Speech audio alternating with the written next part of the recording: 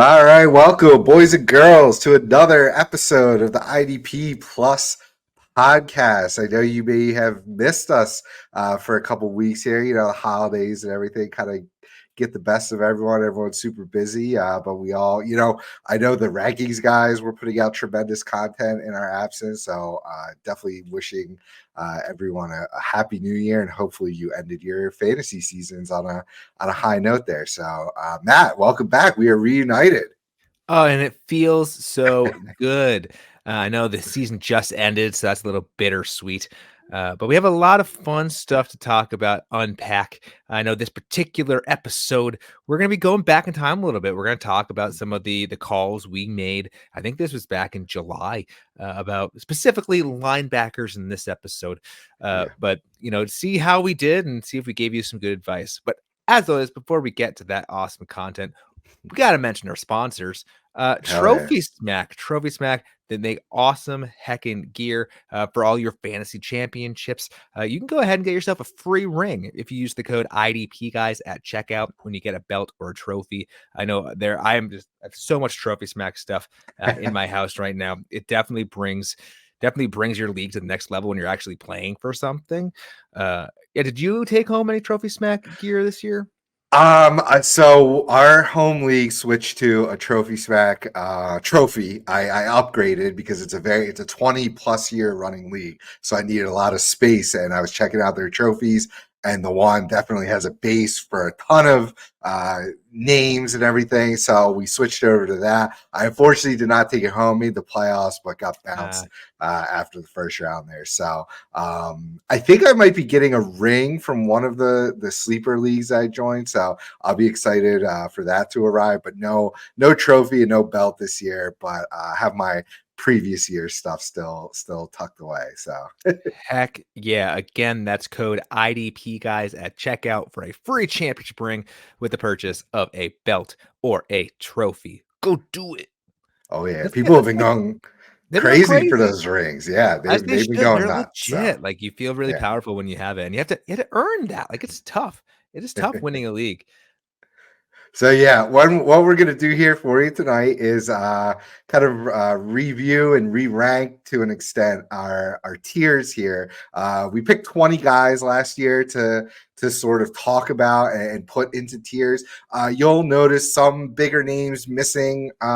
They just didn't make the cut when we decided to put this list together because we wanted to give a broad enough spectrum of players to talk about to fit into. You can see here 5 different groupings or 5 different tiers of ranking. So if we had just all the top guys, we wouldn't really be able to tier them out as easily here. So people like Ernest Jones, people like Alex Singleton, who finished really high, are noticeably missing from this list. Can't say it was totally on purpose, but we did have to kind of build a list of guys from all different levels of tiers that we wanted to put in there. So just a small disclaimer there. Matt, look at this list. I mean, I think we did pretty darn good overall. Of course, nobody's going to be perfect, but do you want to start from the top down or the bottom up? What do you think? Yeah, let's start from the top down. Okay. So, guys we had in tier 1 for the season were Roquan Smith, Foye Luakan, and Nick Bolton. I dissented on Bobby Wagner against the group, so I had him in tier 1. Myself, I don't know if there we did use a few different people, but we're only showing me and Matt's here. So we had Roquan, Foye, Bolton, and Bobby Wagner. So we have here Roquan finished 11th in points per game, 17.87. Foye, number 1, as you know, not a surprise to most of us. The number 1 overall linebacker in points per game at 21. These points per game, how they are being devised, I will say, is from our IDP Invitational charity tournament, which we run every year. So we had a record number of players and divisions this year, 12 divisions, 144 players. Shout out to the winner, I believe, is Jer O'Callahan. Took down the title this year, so big shout out. So if you want to get in on that next year, make sure you head over to the website, idpguys.org, and there's a section for the IDP Invitational to sign up for last year. So we'd love to have as many of you participate. This is a free tournament. We only, hope that you will donate to a charity. It could be of your choosing. We specifically are now officially sponsored or working with the Eagles Autism Foundation, along with the Scott Fishbowl and Fantasy Cares. So really exciting stuff for next year. But that's all to just let you know that's where these points per game are coming from. So if you like this scoring, you should definitely hop in there. It's offense, defense, great charity tournament there. So Dang blast. So yeah, we had Roquan finish at 11, Foye number 1. Nick Bolton, as most people know, had an injury-plagued season. So even when he did play, though, just 37th in points per game at 14, just about a little over 14. So even when he came back, and even to start the year, left a lot to be desired. So a little miss there. And then Bobby Wagner finishes 3 on the year. So my dissension looking pretty good. Outside of the injury to Bolton, not a lot of surprises here, right? Yeah, what's nice here, obviously Foye with the number 1 points per game and just the number 1 finish in general. I am still shocked that he continues to do it. You know what I mean? Like, I I know am a too, to be few years honest. ago, it's like there's no way he's going to keep up this ridiculous pace. I think this is 3 straight years in a row that he's been the Yeah. number 1 IDP linebacker. Good on him. He's earned that money, I suppose, there in Jacksonville. Sitting out of the playoffs, obviously, after that disastrous loss that they had. But yeah, Foye is impressive. Roquan finishing 11th in points per game. That's not the worst finish in the world for getting Roquan. Like, part of why you draft people number 1 or 1 or 2 or 3 in their position, is some consistency, right? Obviously, you would prefer to have him be a top 3 finisher, right? But finishing 11th, that didn't ruin your team, Right. presumably. That's totally fine. We would expect more, but we'll get to Patrick Queen in a little bit. But he kind of stole his thunder a little bit, enough so that he didn't finish with those gaudy number 1 ranks, and Kyle Hamilton to some regard. And then Bolton, yeah, Bolton's just sad. I mean, that's why we often recommend don't go after one of the top guys at any of these positions. You can find value later. It's hard to finish in the top 5. Injuries, I think, are really what plagued him. Obviously, we have the points per game finish here not being ideal either. So even when he was playing, he wasn't super great. But injuries, you ruin momentum. Shifting guys in and out. I was going to go look at one of our lovely tools we have on our website to see his play time when he was playing. I know the one tool that, if you're watching on YouTube, you're seeing all the sheets we're talking about and the lovely tools that we have available. Like and subscribe, all that jazz. All the things. So just pulling it up here. Bolton was even worse in the fantasy finishes, the weekly tool, because that also includes a bunch of edge rushers too. But yeah, really tough year for Bolton. So we expect a bounce back, right? I don't think it's anything to be super concerned about. Like in Dynasty, I wouldn't go unloading him for cheap or anything like that. But definitely proceed with caution, I would say, and maybe get a little bit of depth there at your linebacker spot. Yeah, and when he played, he was getting about 90% of the snaps, which is not the 100% you'd want. So that's probably honestly that's enough to knock him down into that next tier, to be honest. That honestly even surprises me that it was that high, because in the beginning of the year, even I remember it felt like Drew Tranquil was on the field a lot more than I expected, than a lot of us expected. So it felt like that damn rotation of hell was back for Kansas City. So the 90% even sound, just gut reaction felt high to me. So that's good. I think that's a good number, higher than I expected. I thought he would have slipped into like the high 80s. So here at 90 is very welcome. It probably averages out to mid to high 80s. He only played in 8 games this year, though, which is like there's no chance for you really to make up your lackluster start when you only play in 8 games. So Dynasty, like you said, I'd still hold on to him. There's still some question marks about other folks, but Yeah, just disappointing year. Yeah, definitely dropped him a few spots below some people, but yeah, definitely not like a sell low or anything. Don't, you gotta give the guy a chance to bounce back there. So yeah, the other great thing about most of the two other slash three other guys from this tier was like we're talking about playing time. Availability is very important. And the fact that Roquan, Foye, and Bobby, I believe, played all 17 games. I don't think anyone missed a game between that bunch. Was super important, and that's why you kind of take the chance or possibly spend up for guys like that because they've shown to be able to maintain health as well. Whereas Bolton's still a younger guy, was only his third year in the league. Not saying that anyone would have been able to predict an injury, but just when you don't have that track record built up, and now we do see that he's a little susceptible to injury, then that could sway your outlooks here going forward. So For sure. um okay, the overall tier two we'll jump down to. So overall, that included Bobby Wagner, Bobby Okereke, Okay. Fred Warner, CJ Mosley. So all of those guys into tier two. You did great on tier two. We both had Fred Warner in tier three. I also had Mosley down a tier. As far as their finishes, so again, Wagner finished third at 18.75 points a game. Bobby O, we both nailed him. We were both high on it. We both I feel like we both kind of wanted him in tier one, but didn't want to get it too crazy with that prediction. But we were both really excited for him. So it's very nice to see him finish seventh overall, which would be a tier one guy finish for sure. And also a guy who played all of the snaps this season. I don't know about week 18, but at least through week 17, 100% of the snaps played in every single game. What a feat. And, nobody was predicting that, right?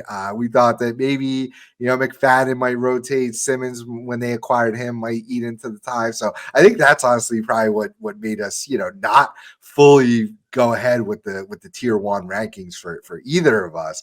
And he just smashed it and played every single possible snap, which is awesome. But also, when a guy does that, if he doesn't finish as high as Bobby O did, that would have been a red flag. So it's kind of like chicken or the egg situation here. Of course, if a guy plays 100% of snaps for 17 games, he's probably going to do pretty well, right?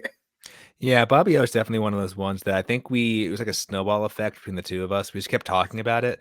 And like Yeah. every time we adjusted rankings, they kept getting higher and higher for each one of us independently, just because we kept the system going, kept talking him up. Yeah, I know for at least if I remember how I did these tiers before, I truly thought the three people that I gave tier one were kind of in their own little tier, right? So Right. not so much Sure. that Bobby O wouldn't finish as a top 10 guy. I think I had him ranked sixth, so pretty dang close Mhm. actually. I got kind of lucky there. Nice. But it's just like the other three were like a clear tier, and then this tier two is really the people you want to go after, right? That's where the value comes in, where you can Mhm. get someone who's not at the top, right? But can Mhm. flash some nice things. So yeah, the fact that Bobby O, I mean, he had no one else there in New York. Like it was screaming that the entire Yep. offseason. People questioned why we had him so high. This Mhm. is why. Yes, awesome finish there. So guy we both sort of missed on then, right under him, Fred Warner finishing at fourth overall in points per game at 18.7. And then CJ Mosley will finish 16th with just over 16 points per game. So not huge misses there, just kind of being a little pragmatic. Warner, we knew was like a super good, like on the field football player. He has one of the best coverage grades of linebackers, which, could mean that he's not going to have as many IDP stat opportunities available to him. And this year, for whatever reason, he just capitalized on everything. Of course, big plays and all that good stuff. So, yeah, I mean, Fred Warner is kind of a weirdly polarizing uh, player in the IDP community. I know, obviously, and I think we both agree from a football standpoint, great amazing linebacker. But when we step back and take that view on a guy, you kind of have to say, well, if he is that good of an on the field linebacker, eventually the IDP stats are going to come with it. Yeah, he might have some lumpier years and not as consistent as some of these other guys from year to year go forward because of, again, that great coverage skill ability, defending passes, or just not being targeted because he's covering people so well. Might lend itself to some lumpy production there through the years, but hey, I'm definitely raising Warner in my dynasty rankings. That's for sure. Yeah, and part of the reason why I didn't have him in the tier 2 is, Dre Greenlaw being right there and looking at their snap percentages. They were on the field pretty much in lockstep. So when Mhm. people were being rested, the others were being rested, obviously, and then other than when injuries were happening. Mhm. And yeah, Fred Warner was always that guy that I would always say. Typically, he's a 10 to 14 guy. Why he's so you know not combative. Why people have such hot takes on him being Mhm. overrated is people kept drafting him as a top 5 guy, right? Which other Right. than this year, Right. he hasn't been. He finishes 12 to 15. He's not the sexy pick. Exactly. Like, oh, I drafted him super high. He had my linebacker 1. He ended up being more like a linebacker 2. It's all Mhm. about where you get him, right? It's all about where you get him. And That's I bet exactly the Eh, point. yeah, Yep. and I bet where you were drafting him this year, and I know I did in this league, I drafted him as my linebacker too, 'cause, like, that was the Mhm. expectation that I was gonna get. It just so happened that it was way higher than I was expecting, so this is the Mhm. nice part of that. But the thing is he's Right. not gonna finish much worse than, 15, which, again, Right. a lot of those picks in the middle rounds, like, you're kinda going for that safety of someone who, won't torch you, but can do Mhm. this. So Fred Warner's that perfect test case for that. And I'm excited to talk about someone in a couple of picks here who's kind of the opposite. But yeah, let's All move right. on to CJ Mosley. I was higher on him than you were. Yeah. He's getting up there in age, but boy, does he just continue Mhm. to deliver, being the linebacker 16, which Nice. again is Perfect. probably within that range. Like maybe you Oh, yeah. drafted him as a top 10 guy. I guess Mhm. I was expecting a little more than that, but at the end of the day, I don't know if you're really going to complain much about ending up with the linebacker 16 there. Now Not at all. I am interested to see his finishes over the year because I think he was doing really, really well in the beginning of the year, and then he really tailed off there right in the playoffs. Yeah, I think that is absolutely the right narrative. So, started the year, week one, meh. And then started picking up steam. Two, three, four, and five were really good. Six was really good. Bye came, no issues after the bye. 8, 9, 10, 11 was a bad week. 12 was great. And then from Yeah, 13, and 14, ends 15, the problem. 16, 17 on, like there was only one like good week If mixed you in made there to it finish if the you made it season. to your week 17 championship, he came back. But Yeah, as someone who had him in many of my leagues, he was sitting there as that top 10 linebacker that you were expecting, and then 4 uh, or 5 out of 6 weeks that were just brutal.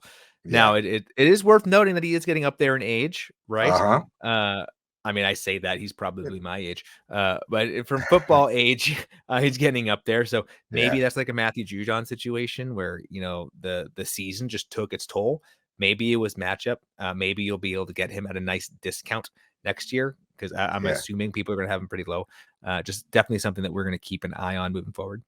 Oh, he's gonna be soured on a lot of people, I think for sure. A guy missing from our list that we didn't think, would make it to the tier list, Quincy Williams, his counterpart. It's funny to look back at this and kind of actually look at the fact because I feel like people are gonna have a way higher opinion of Quincy Williams over CJ Mosley, but they were only 5 spots away from each other here in the weekly fantasy finishes tool. And you can see that Mosley had a pretty brutal stretch himself from after the bye week for about 1, 2, 3, 4, 5, 6, 7, almost 8, almost half the season, with some not so great, finishes in there.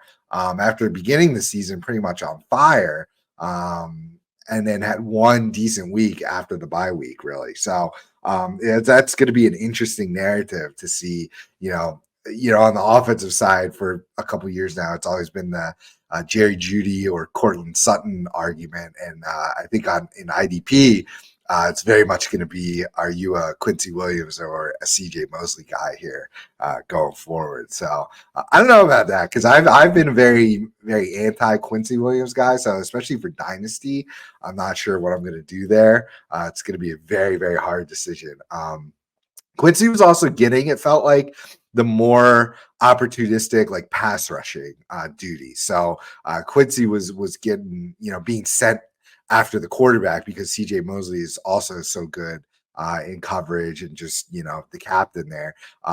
So they were letting Quincy go after the quarterback. So the sacks, definitely favor Quincy Williams there going forward. So very interesting to see that play out there. So all right. Moving on tier 3, a little bit of a larger tier here. So we had Devin White, who we both wanted in tier 2, but it looks like our other rankers nailed that one to have him land in tier 3 on average. So he did finish only 41st at 13.5 points per game. So definitely a down year for Devin White, where I think we were probably so high on him. We knew it was a contract year, so we thought he might ball out, kind of like Josh Allen on the Jaguars did this year to get a new contract. But I think he's definitely headed elsewhere after this year. So that's going to be He interesting. has to be. Of note, when he was playing, when he was healthy, he didn't really miss many snaps. So it wasn't like it was a lack of opportunity. It was not like the Bucks, were shortchanging him because they expected him to go Sure. away. He was playing. Yeah. He just didn't do jack. And yeah, speaking for me, I definitely thought it would be a contract situation where he's going to play his lights out, and earn that big contract somewhere. I was expecting, 10 to 15 range or so for Devin White as someone that people draft the big name, and then, just falls off. And boy, was I wrong. Boy, was I Yeah. wrong. I don't. Where did Levante David end? Oh God, he was amazing. He was a top. Oh, 8. Looks like he finished. Oh, in points per game. I thought he'd be up here. Yeah, he in points per game he was 9. I got him at 9 9. in the 9. invitational scoring. So yeah, a ridiculous year for Levante David. Why am I missing him on this list? Maybe 19th in the weekly fantasy finishes. Gotcha. But he definitely turned in some very, very crucial and impressive performances throughout the year there. Oh, for sure. So So yeah, it's just fascinating how it works where both players, get the same amount of playing time. Looking at it, they both really didn't leave the field. Just so happened one, boomed this year and the other one busted. Yupper. The next guy that we had originally in tier 3, Zaire Franklin, finished at number 2 overall points per game score at 20, just over 20 points per game. I did have him in a tier 2. Yeah, I got to take my victory laps on that one, but yeah, I think I got the hesitation because he really just popped out of nowhere. People remember these were put together, like you had mentioned earlier in July, right? So we didn't know, how healthy Shaq Leonard was. That's why he was on this list because he was still a huge name. People were expecting bounce backs. He was still being drafted ridiculously high in those. Our friends over at the IDP show, all the best ball drafts that they do. Like he was still going, like probably a top 12 drafted or at least top 15 drafted linebacker there. So that was kind of crazy. So I think people were kind of expecting some regression out of Franklin with the return of Leonard, and it just didn't happen. So that's definitely Franklin's job here to lose, I think, going forward. So interesting finish for him. The next guy was before we move on from him, are you not worried about EJ Speed at all?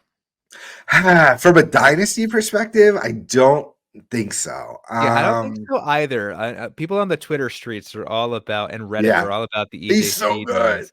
He's so good. I think it's. I'll look up Zaire Franklin's contract status, but I think it's Zaire Franklin. I think he's the guy.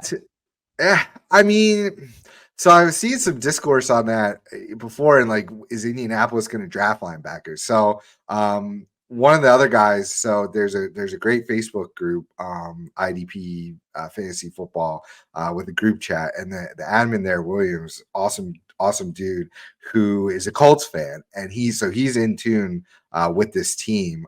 He was the one giving us crap about Bobby O because he was in tune with Bobby O from before, but he, isn't super high on Franklin from just a football player standpoint. Mm, So this is the juxtaposition, right, between fantasy and reality. So Franklin isn't particularly graded high. If you put a stock into PFF grades, kind of a mediocre, middle of the pack type guy. So my whole thing with him, even though I had him in tier 2 here, I was still kind of a little bit weary because my narrative on him is it took him 4 years to even step on the field. So right, if you're good, you force your way onto the field. Now I know Shaq right, Leonard was there and Bobby O was there, so it's a little tough, but it's just tough for me to believe that a guy that took that long to step on the field, and really the only reason he stepped on the field was due to Shaq Leonard injuries and Bobby O leaving. If that doesn't happen, we don't know the name Zaire Franklin. So right. it's just tough for me to believe in guys whose stories are kind of like that. And EJ Speed is Zaire Franklin 2.0. Nobody talked about, we didn't know the name EJ Speed until midway through this year. Because because Shaq was still around, kind of Right. hanging around. Now, yes, they were pulling Shaq off the field for third downs in relief for EJ Speed, and there was some buzz going on around that. But until that means nothing until he gets a snap share over a certain point. So it's really hard for me to answer that. I mean, Franklin is definitely going to stay above Speed in dynasty rankings by in mine rankings, at least by a hefty margin, until we get further into the offseason and there's news so did you find anything on Franklin's contract there? Yeah, he has one more year Okay, left. so I'd say fully guaranteed in the sense that there's not like a team or a player option. okay. Obviously, we know the NFL; none of that means Yeah. anything. Yeah, Well, but that also means he's cheap, right? And they're definitely going to he's very keep. in terms of Yeah, linebacker that production, he's cheap. yeah, Yeah, they're going to keep that production for a cheap price tag for sure. So now EJ Speed moves into probably the LB2 role if they don't draft someone or sign someone, but that exists that could happen.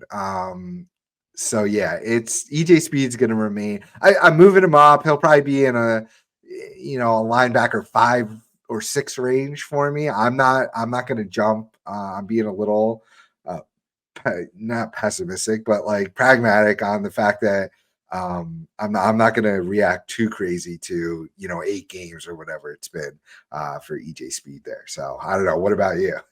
no, I'm right there with you. I'm a little concerned about this linebacker group going the way of the Texans.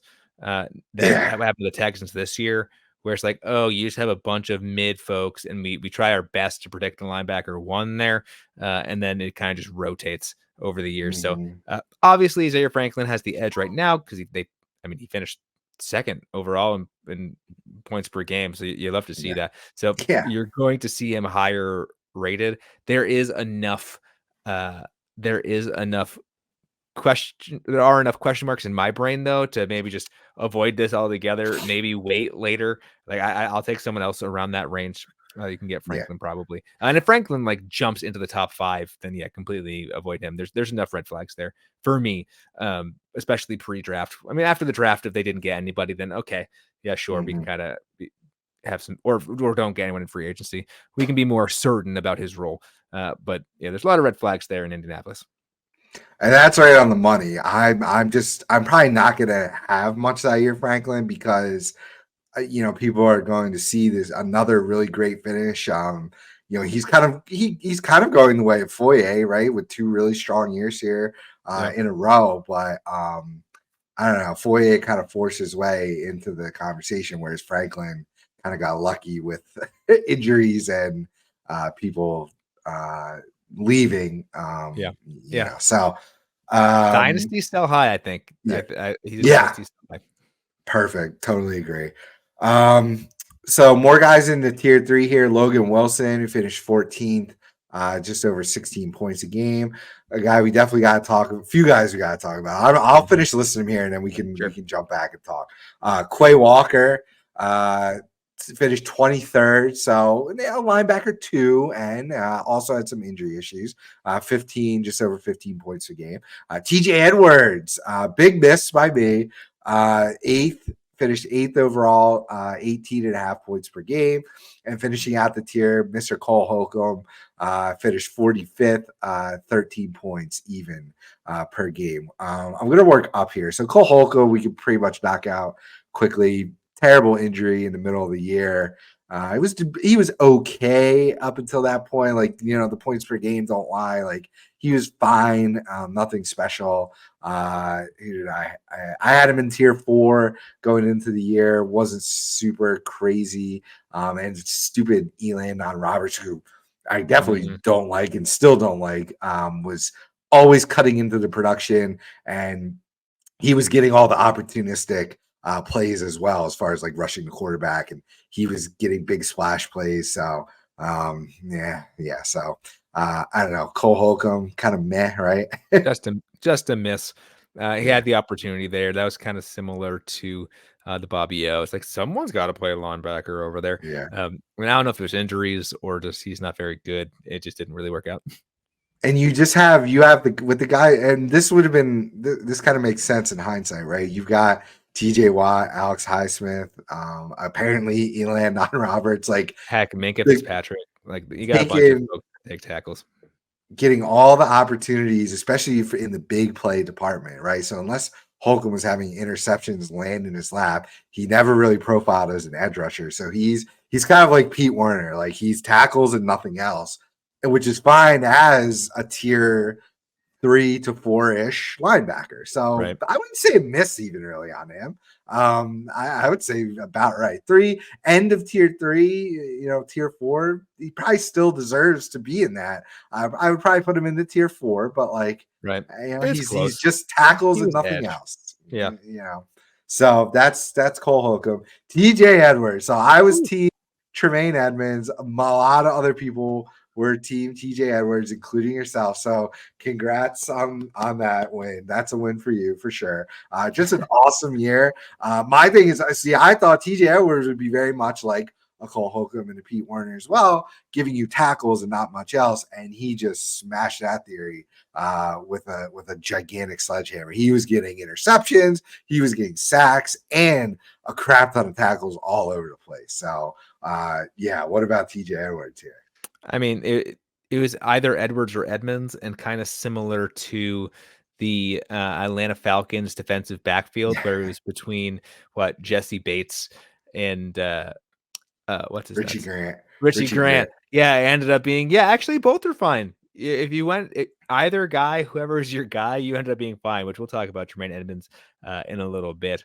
But yeah, TJ Edwards, the Bears have proven yet again that linebacker, let's call it the linebacker factory in terms of IDP. It's like they have 2 relevant guys all the time. And when someone gets hurt, the person that fills in for them is a bona fide stud linebacker. I don't know if it's just because their defensive line is bad, so they're letting up, like getting a bunch of tackles, which lead to more opportunities for splash plays, or what.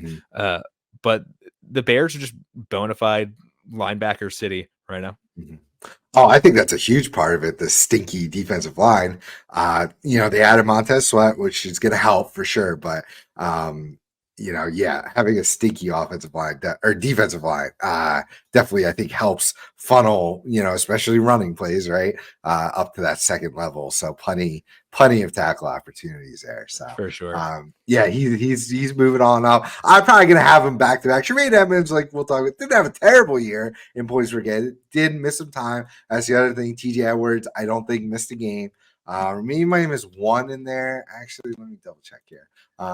Regardless, I don't think he missed a game there. So nope. So that's another, the availability really helps boost some of these guys here too. So going. So yeah, I'm probably gonna have them pretty close to back, but definitely probably both of my top like 15-ish guys there. Oh yeah, So then one up from him, guy we were both super we both hit and miss at the same time in Quay Walker for the Green Bay Packers. The hit was that Walker's taking over as LB1 over Devondre Campbell, who we'll talk about here later too.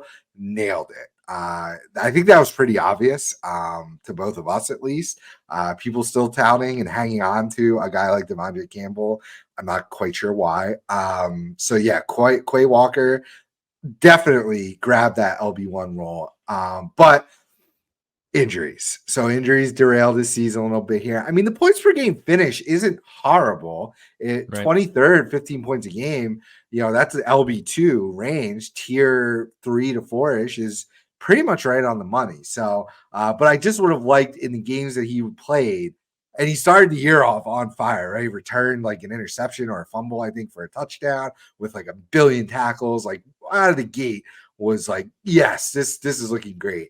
And then kind of hit a wall, had the injuries, came back sporadically. He would play one week, missed the next. Isaiah McDuffie filled in really well in the meantime. But man, it would have been nice to have him, be a little more consistent this year. I think the consistency was a big factor. So what do you got on Quay Walker there? Yeah, it's nice. People watching on YouTube, you see that I had him a tier higher than Steve did. Good for me, but it's funny going back in time because this was definitely done before I really started on the Walker train. Like I Yeah, definitely would have probably had him in tier 2. So I don't deserve a whole lot of credit for that. But yeah, I mean, I think you nailed the analysis there. Walker is the linebacker 1 there in Green yeah. Bay. They had improved defensive line play, so there's fewer opportunities for him Mhm. to really rack up some of those, floor defining, tackles from the fantasy perspective. From a consistency standpoint, I think he was pretty consistent. It was just not, it was consistent on his floor, right? So his consistency, like the lowest he scored was 8 points, is what I'm seeing, or so. He had a bunch of 9 points, and then he exploded for a little more than that. He definitely started off really hot, and Yeah, ended pretty quick as well, or ended pretty nicely as well. So it's he was consistent. It was just he was consistently about the linebacker 22. His yeah, consistency yeah, wasn't higher, which he's a young player. We're still learning yeah. who he's going to be and how the Packers are going to use him. And I think they're still using him or figuring out how they're going to use him because kind of a jack of all trades can be played sort of everywhere. So I'll be very interested to see how they utilize him here in the playoffs in the beginning of next year, because he might end up being one of those guys that's kind of like a Fred Warner, right? Where actually Mhm. he's going to end in the 15 to 20 range most of the time, but he's going to have a year where he gets those splash plays and catapults up. So I think for me, his dynasty is probably dynasty profile. It's about the same because he is linebacker 1. He's young. He has a whole lot of talent. But definitely this year tempers expectations a little bit from he can jump into the top 5 to actually maybe we should pump the brakes there a little bit. I'm gonna have a hot take here. He's gonna be ahead of Nick Bolton for me in Oh, dynasty rankings.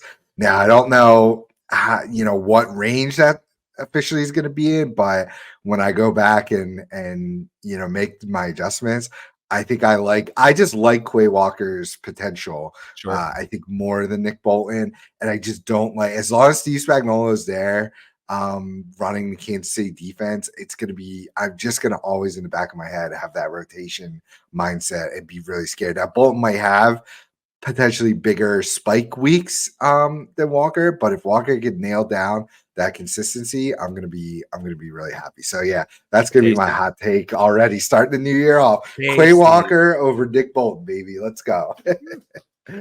All right, and then jumping right above them, the last guy we talk about for this tier is Logan Wilson. Just kind of a lunch pail ho hum guy. Yeah, I don't have a ton to say about him. He finished about where we expected there, 14th at 16 points. That's Like, why I love this yeah, guy. I yeah, love Logan agree. Wilson. We both Yeah, ranked him tier 3. He finished yeah, 14th overall. That is who he perfect. is. Like, that's Yeah, it. And yeah, that's fine. That is okay. And it's okay to like people like that. At a certain point, you want someone that's going to go out there and score points for you. And that's what he does. Everyone hates him. They're like, oh, he sucks. He's bad. I don't want him. It's like, what are you talking about? This is who he is. He's the 14th best linebacker. He's not sexy. He just goes and does it, And, well, I'll be interested to see where Jermaine Pratt landed. I know a lot of people are like, oh, I'll take Jermaine Pratt at his value over Logan Wilson. It's like, don't do that. Like, just get Logan Wilson. Just don't overpay for him. Yeah, he was right. Where was he? Let me see if I can do it quick. Pratt. 39th at Yeah, 13 trash. points a game. Awful. So No, go get the guy. Go get Logan Wilson. Just don't overpay for him. Don't expect, crazy production, and you're gonna get this player each and every year. So I love that you just plug and play, what you're getting. Love it. Yep. I don't have much to add there. Ho hum lunch pail guy. All right, our tier 4 guys. Patrick Queen, who actually finished 19th, 16 points a game. Pete Werner, yuck, 61st at 11.2 points per game. Followed up by another yuck, Devondre Campbell, 63rd, less than 10 points a game, 9.83. My guy Tremaine Edmonds was a tier 4 guy, but I think he definitely beat this. Finished 18th. Win for you. That's a win for you for sure. Big win. 18th at 16, just over 16 points a game. And then Shaq Leonard snuck in the tier 4, but finished 62nd at 10.3. So I think we did really well here, actually. So let's just quickly go through each one. Patrick Queen, we both had a tier above where the average put him. So win for us on that, finishing 19th. That was a great call. We rock. Pete Werner, tier 4. Honestly, probably finished more of a tier 5 guy.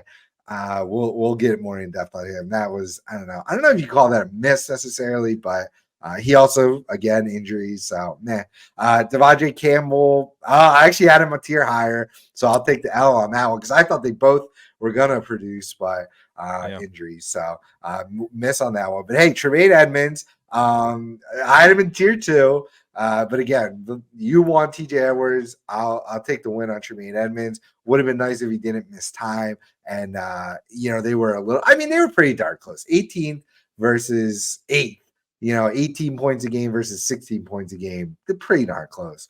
And then Shaq Leonard, we both had in tier 5, and the others averaged him out into tier 4 here. So is there anyone you want to go in depth on there?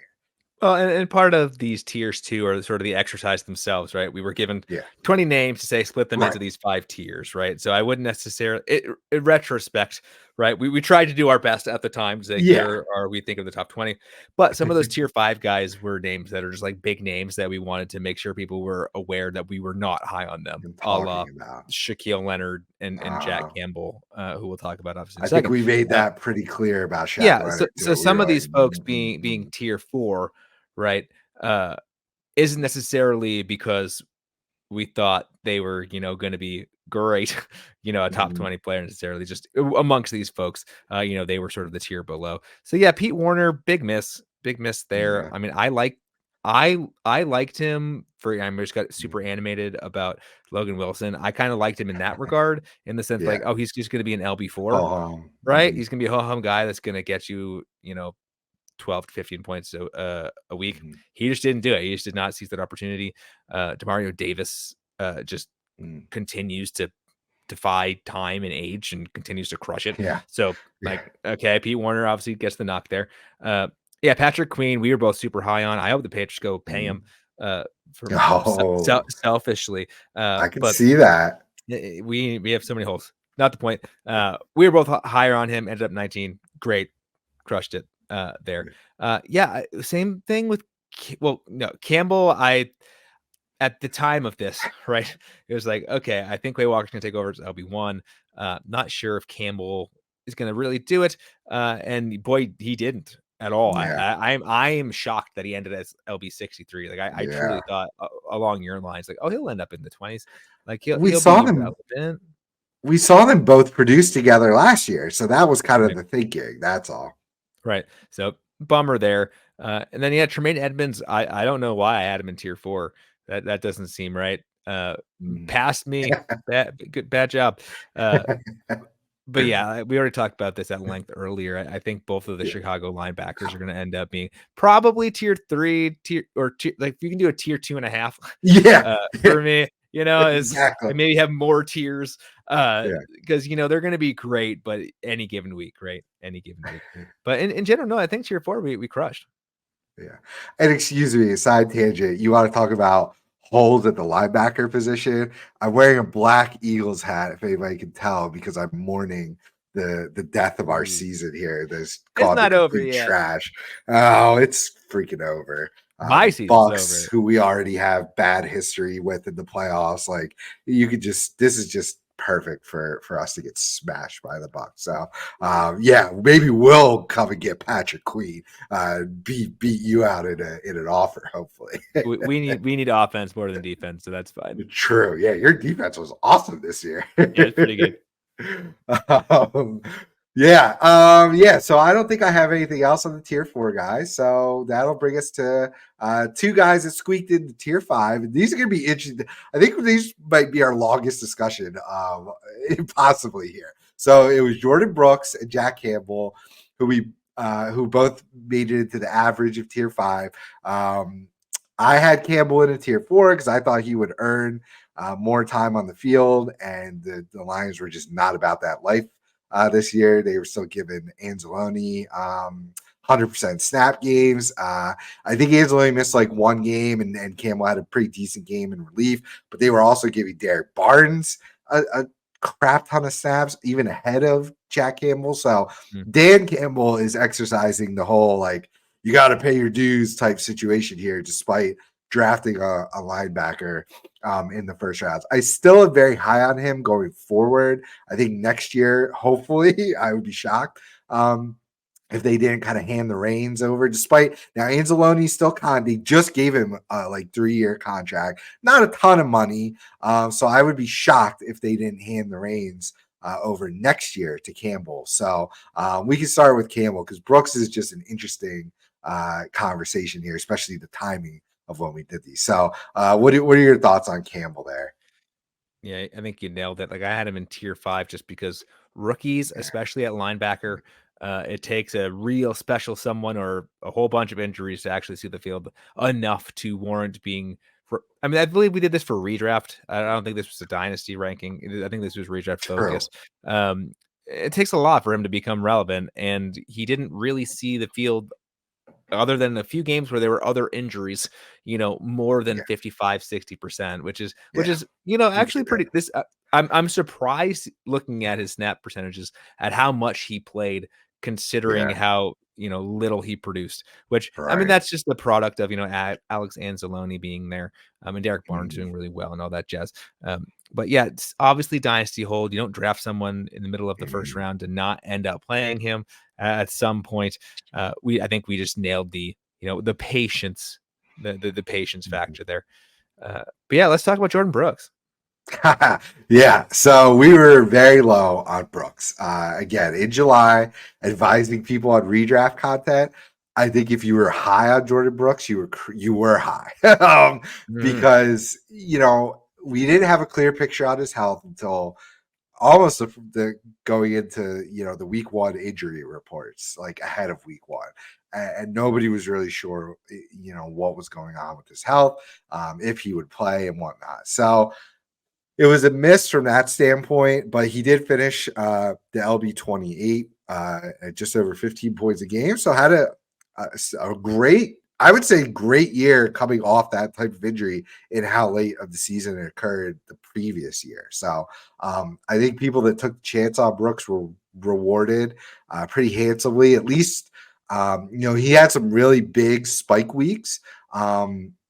So you were rewarded pretty much just with those. I know he finished the year a little rough because he had injury flare up again there. So kind of limped to the finish line, unfortunately. So that didn't really help you too much, at least in your playoffs. But hey, he definitely, helped you get to the playoffs, especially where you were probably able to draft him there. So yeah, just kind of a really weird experiment there. And with health, a top probably 5 comeback in terms of recovery time with that type of NFL injury there. I don't think anybody expected him to step on the field in week 1 at all, let alone if he did miraculously to play, on a limited snap basis. And it did take a little bit for him to ramp up his snaps. Let me pull that up here for Yeah, the even five even folks. then, he averaged about maybe 80% of Mhm. snaps, which is good, right? But is not But not great. not elite. So yeah, obviously the folks that went and got him for the name value when they did, got a bit of a steal there. Um, yeah, so those watching on YouTube, 64, 86, 80, 77, 81, 70, 95, 71, 80. It's like a bunch of those ones Very are like, interesting yeah, not how quite the it's percentage you'd want to like, consistently start someone out there. And, yeah. we've proven though that it's not about how much you played. Sometimes it's about, what you do with the playing time. And those splash plays Mhm, definitely helped you. But in terms of like year over year, you know, or week over week consistency, it's tough to trust mhm. someone like that. So again, tip of the whole hat if you went and picked him up despite our, warnings at the time Yeah, of that particular video back in July. Yeah, is a medical marvel that he played and did well. And if we knew yeah, he'd play, we probably would have had him a little bit higher than we did. But yeah, tip of the hat, yeah. Jordan Brooks. I don't know how to handle him moving forward. Yeah, I No, was just gonna say no idea. the conversation is about dynasty. Like, is Bobby Wagner sticking around? Like, he's on a 1-year deal. I would bet they're probably gonna bring him back on another 1-year deal if he feels like playing. I don't see why he maybe wouldn't. He's gonna pull a Demario Davis on us here. And what does that mean for Brooks here going forward then? So yeah, there's a lot of uncertainty there still. I mean, honestly, LB 28 kind of feels about right Yeah. to place him, and Wagner might be LB like 25. Now, despite a top 3 finish this year, the age factor can't be ignored. And if you're doing a startup tomorrow, I just can't advise you to take Bobby Wagner as a top 5 guy here, based on the age. So it's a really interesting conversation. From a dynasty perspective, the age versus production. And, linebackers have gotten a little shallower through the years here, especially with if you play on MFL and the position designation changes that have happened for, I think, the better. Linebackers have become a little bit more shallow. So less easy to replace if you don't grab a handcuff or immediately have enough money to spend on a replacement for when Devin Bush, when Jordan Brooks goes down. But like, yeah, I don't know, it's just a really tough conversation to I think we're kind of talking through here on the show. Mhm. Like, I don't know what to do. Yeah, thankfully, we have a good amount of the offseason to figure it out, Yeah. right? Uh, but yeah, the injury stuff with Jordan Brooks is no joke. I mean, the fact that modern miracle he came back, but the fact that he ended the year hurt again, it just continues to feed that narrative that he can't stay healthy, and maybe maybe there's some truth to it. Hmm. All right. Well, I think that takes us to the end here. Honorable mentions. Let me just talk about. I mentioned some of the guys missing from the list.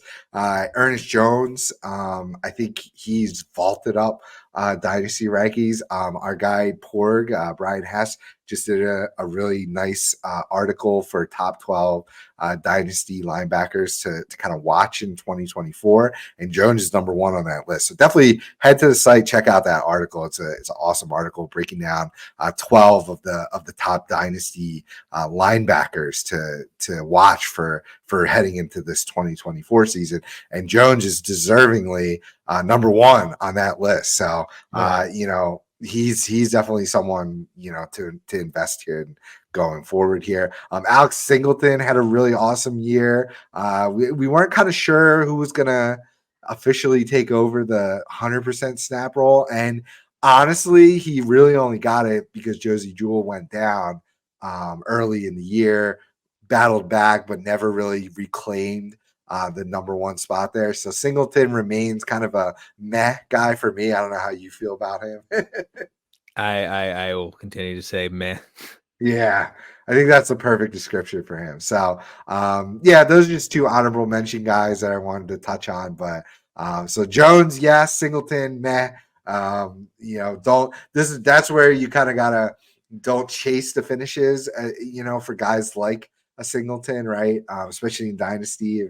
Especially if you're in a contract league, I want to go paying Singleton some ridiculously long and high value contract. That's for sure. On the flip side, Ernest Jones, I very much would do that too. So a nice little yin and yang there for two guys that missed our tier list here. So yeah, do you want to sign off for the good folks? Yeah. Matt Record here at mrecord21. We have a lot of great stuff going on with the IDP guys / rebranding. If you haven't heard, to IDP Plus. Yeah, we're hitting this new year running with a whole bunch of awesome video content, a whole lot of great, especially right now, this time of year, dynasty content. I know last year we kind of took a little bit of break, after the fantasy season, but this year IDP Plus is going after it hard. There's going to be daily content across all the different media platforms, so be sure to check us out there. Like, subscribe, all that jazz. All that support means a whole lot to us. We appreciate it. And to me personally, if that matters to you at all, that makes me feel nice. So please head over to our site, idpguys.org, and check us out anywhere and everywhere. Awesome. I'm Steve Thompson, aka Dynasty Santa on Twitter, and definitely echo everything that Matt just said there. A lot of exciting content coming for you for this year in IDP, in offense. We've got the offensive points crew. We've got a gambling crew led by the tipster himself, Johnny the Greek. Just awesome crew here.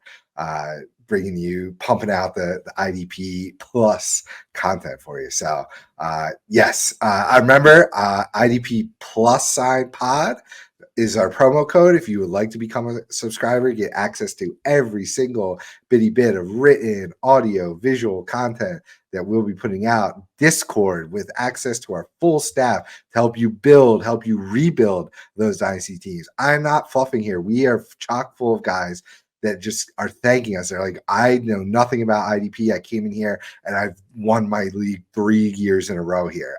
We are full of subscribers in that chat thanking us for our help. So not to toot our horn there, but we love to help you build and rebuild your dynasty teams there. So if that's something that you think you might be interested in, head over, click that subscribe on YouTube, but more importantly, over on the website, enter that promo code IDP plus sign pod and get 10% off a membership. So we will leave you. And hopefully we'll be coming back here. We're going to do this, continue this kind of review here at the other positions that we did. So we'll see you soon. And thanks for listening. Thanks for watching. Have a nice week. Thank you for watching this IDP Guys video. If you like this content and you want more fantasy football content, click here. If you enjoyed this video and you want to see more videos to help you master your IDP league, click here to subscribe.